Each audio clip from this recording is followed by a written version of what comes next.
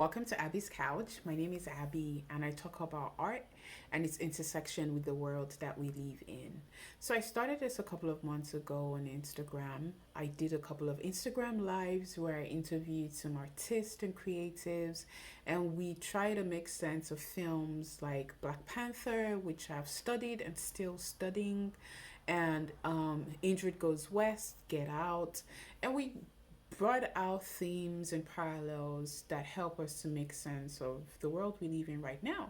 So Abby's Couch is going to continue this. I'm going to continue these interviews. It's going to be fun, but we're also going to be learning as a community about different issues, different things, and it's going to be interactive also because we're going to be looking at art, life, and what can we learn from these two things.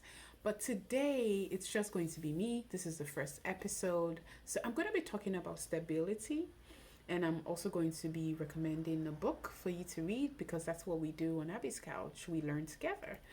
So, stability in 2020 is like asking for horses or pigs to fly. It seems impossible, but it's from things that I've seen from speaking with my Enneagram coach, and just from studying and looking at what's going on around, it's possible. It may be difficult, but we can do this, right? So there've been a couple of buzz where it's like 2020 should be cancelled. Wake me up when it's 2022. Just a lot of funny stuff. And comedy does help us to just keep going. It's good. But it's July. We still have a few months, and I have faith that we can still make sense of this year. And if I ever forget that, I want you to remind me. So, how can we be stable? Being stable reminds me of being grounded. Being grounded is like being rooted into earth, into something, just like a tree is rooted to earth, right? And I like the analogy of a tree that's planted by the riverside, right? It reminds me of being next to a resource that actually gives you life, right? So what are those resources that we can connect ourselves to, or things that we can do that gives us life, right? Because when you look at the analogy of a tree, which is actually so helpful, when it rains or when there's a thunderstorm, it does go around, it bends over. It's like it's sometimes it seems like it's going to break, and sometimes it does break down, right? But there's some trees that are just so strong, they're just so rooted, you're like, bruh, this is going nowhere, right? So that analogy, just reminds me that if you do have some things, they can actually keep you stable, right? So I'm going to talk about two things today. I'm going to talk about the importance of having and I don't want to use the word routines. I try to think of some word to use. So I'm just going to say things that you can do because I don't want to say routines. It sounds boring, and a lot of people drop off the wagon when you use that word. So routines, and I'm going to talk about things that you can do, and also staying connected to family. So things that you can do. My Enneagram coach talks about, and I've talked about the Enneagram on my Instagram. I've talked about Ladi Okune, shout out, who is an Enneagram coach, and I've worked with personally. And he talks about we have convinced ourselves, right, that there's a way we exist in this world. I have to do one and two, and it's going to one and one, and it's going to give me two. Now, when one and one doesn't give us two, we start to freak out. Now, what 2020 has taught us is that sometimes one and one gives you zero point 0.5. But what do you do with that zero point 0.5, right? Because that's going to happen a lot of times, right?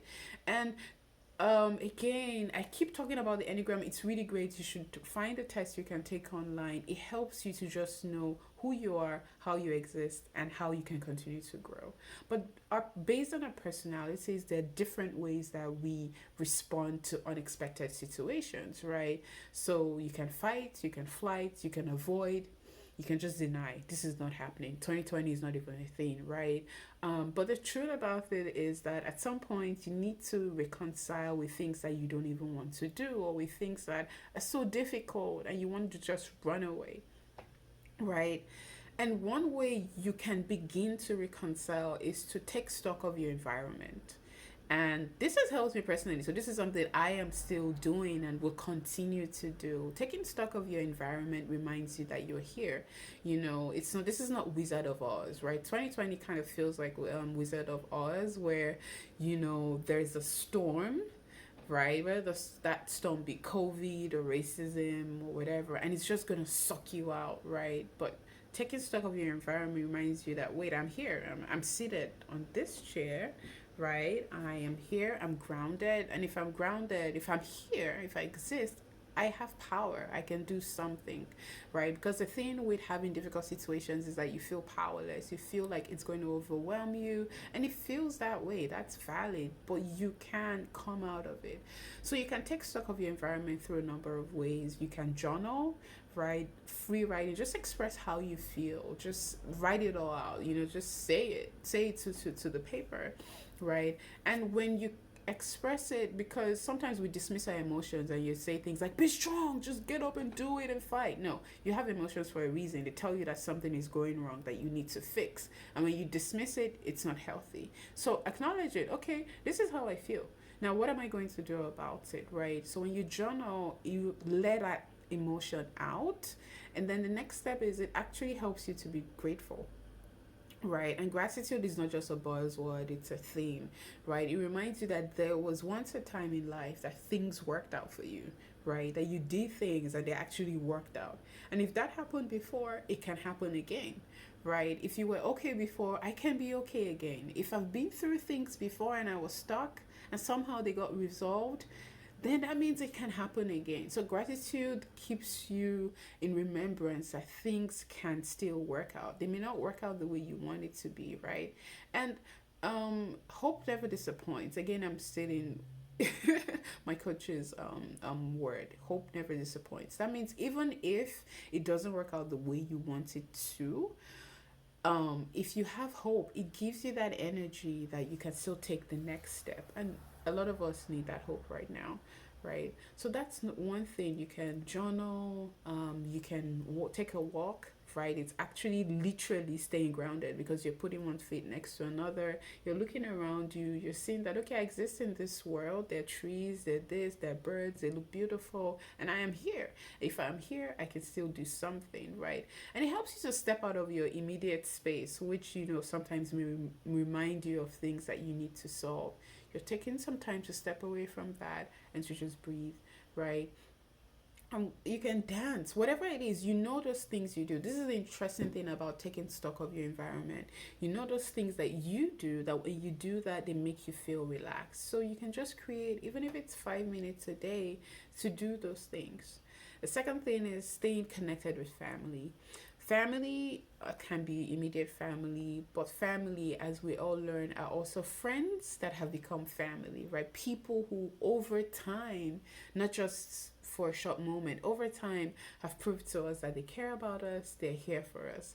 So put energy into those relationships, like reach out to people who actually care about you and are, you know, have been checking on you and, you know, sincerely are there for you. Don't take advantage, or not take advantage, take granted relationships like that, right? Reach out to people like that, listen to them, talk to them, you know. It helps you feel connected, and again it reminds you that you are not alone. Your body needs that to receive those chemicals, that I'm not alone, I have support, and I can do this, right? Whatever this is for you, you can do it, right? So reach out to family, create time. More and more as I grow older, I'm learning that, look, there's nothing can replace the space of having people around you to live life with, right? Whether they're in your immediate space or you can reach them virtually, these are important because everything else is going to go, your career, your this, by going to go, I mean, it's always going to shift, right? But those people over time have create a framework, right, around you that you can always refer to. It can be one or two people, three people, whatever. Cultivate those relationships. We are social beings, right? So it helps you to actually become more healthy. It creates joy, and then it's mutual. You're receiving and you're also giving back, right? So the book I'm going to recommend is Quiet by Susan Cain. The name of the book is Quiet: The Power of Introverts in a World That Can't Stop Talking. So, this is one of the books recommended to me by a good friend of mine, and it helps me understand myself better, as an introvert or an ambivert. What does that mean? It doesn't mean that I'm shy or I don't like to talk to people. It means that, I'm stimulated as an introvert. I have so much going on in my head. So I'm already stimulated. Now, when I step into certain environments that have a lot of stimulation, I'm okay. But when I step away from that, I need to re energize, right? Because I become overstimulated when I go into those environments. I hope that makes sense, right? So being an introvert basically means that you need to step away, re-energize yourself. You're stimulated by yourself. You don't need too much stimulation from the outside world. But it doesn't mean you cannot handle that. You can, right? I enjoy hanging out with my friends, enjoy hanging out with family, but I also enjoy having time to re-energize by myself too. Now, the reason why I recommend reading this book, if you can, is that Quiet teaches us or highlights the role of interdependence, right? So you're not isolated, right? Which is something that as a culture we we're beginning to do. And I am not talking about social distancing. I'm not on that boat of, oh, social distancing is not important. Social distancing is important. So when I say isolation, I mean isolation as a culture of, oh, stay by yourself. You can do it all by yourself. You are a one-man team.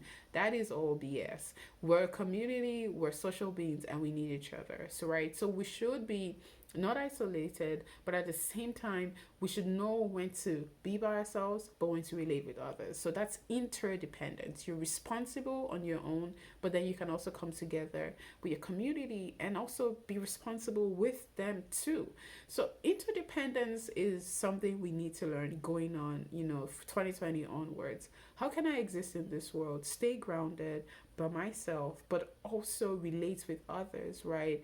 And continue to contribute to my community in the best way that I can to just help, right, to move things forward, right? So what COVID has actually taught us is there are ripple effects with our actions. What I do affects you, what you do affects me, right? So we have to be responsible towards each other, right? But that begins with being responsible by myself too. So when you read Susan Cain's Quiet, it teaches or highlights, I keep saying teaches because I'm a teacher, it highlights that role of, wait, okay, this is how I can be independent by myself but also interdependent when I come together with other people, right? So let me know if this is helpful. Let me know if you took something away from this video, and look out for the next episode. So again, welcome to Abby's Couch. See you soon.